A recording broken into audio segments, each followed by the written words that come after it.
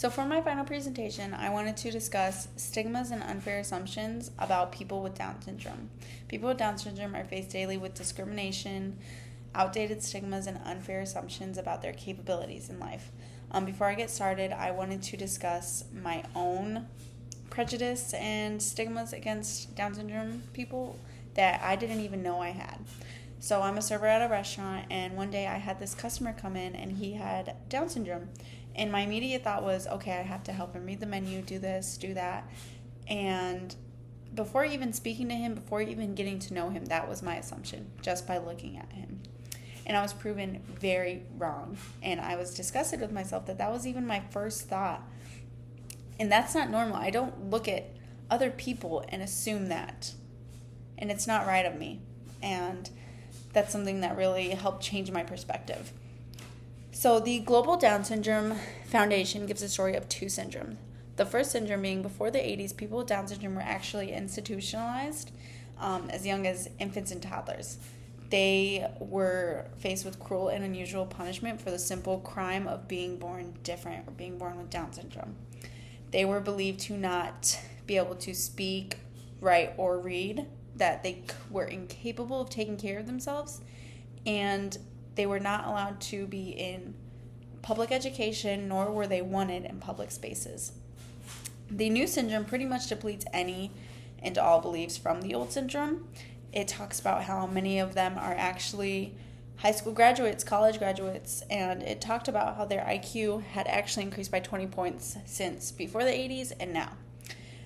And I think a huge problem today is that people, whether they know it or not, whether they believe it or not, are stuck in the old syndrome still. So how does this affect them today?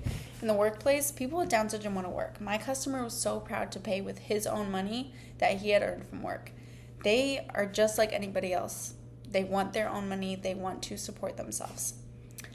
There are negative assumptions that come into the workplace when people with Down syndrome get hired, that they are incapable, and there's a lot of premature judgment. And they are quick to get low-level positions, and it is almost impossible for them to grow out of those. So for example, in fast food restaurants, they're normally going to be the dishwasher, a line cook, a cleaner, rather than the person who interacts with customers. I wanted to talk about my first discussion post about inclusivity in the workplace, and I had stated in that discussion that I would not want to work in a place that was not inclusive to all races and genders and shut specific people out because of their race or their gender. And that goes the same for people with disabilities. I would never be proud to work at a place that had shut people out because of their disability, because they believe that they were incapable rather than give them the opportunity to be capable. In their social life, people's assumptions limit their capabilities. I want to talk about a viral video by the action group Core Down for World Down Syndrome Day. It is a young woman talking about how assumptions can kill their ability to do anything. It goes through real life scenarios like, if you say I cannot drink a margarita, then I won't. If you say I cannot live on my own, then I won't. And the slogan at the end of the video, assume that I can, so maybe I will. We need to stop assuming that people with Down syndrome are just their disability. They are real people. Studies done by a U.S. survey that surveyed 2,600 families in the U.S. showed that young children and infants with Down syndrome actually hit all their milestones. They might hit them later, but they hit key milestones like walking by 25 months. By 12, they speak fluently. 13, they can be capable of maintaining their own personal hygiene. And 34% of these families noted that their children were actually living independently. So given the opportunity, just as anybody else, you or I, given the opportunity, they are very capable of taking care of themselves, supporting themselves. The family effect of the stigma. So there's a thing called courtesy stigma. It's stigma by association. Parents reported that they had negative images and emotions before having their child with Down syndrome. They believed that it was hard to live with. They had feelings that their child and themselves would be judged, and it helped them realize their own prejudice. Some real accounts of courtesy stigma Although I wanted my child at a private kindergarten, many rejected us. I hoped my child could enter a mainstream elementary, but we were refused.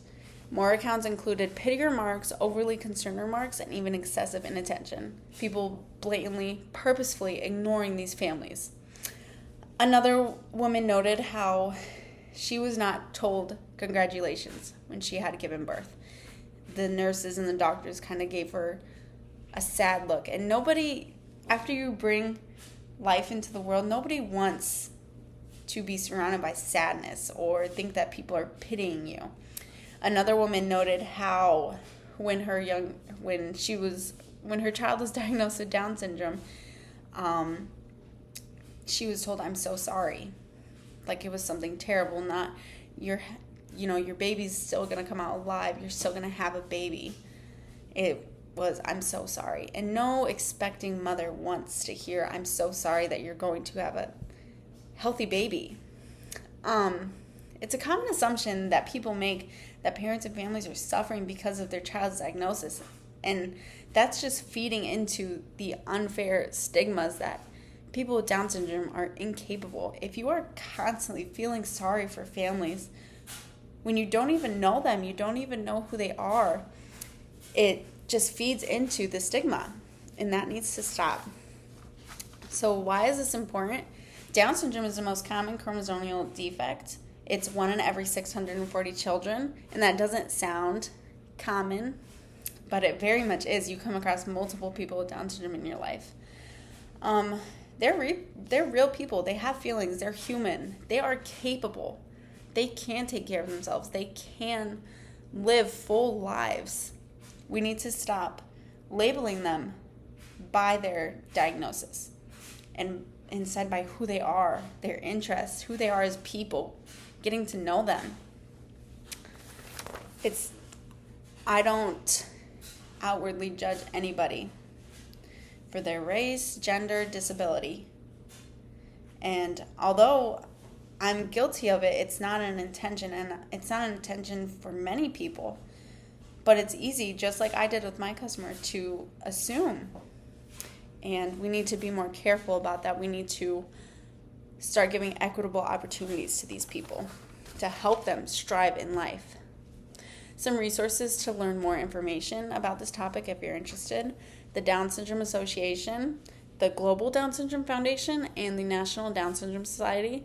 They all have multiple links and opportunities for you to help support the Down syndrome community, as well as learning more about how you can help them, how you can support them, what you can do for close family or friends that have Down syndrome, how you can support them. And they all three also advocate for federal, state, and local policies on behalf of people with Down syndrome. Thank you.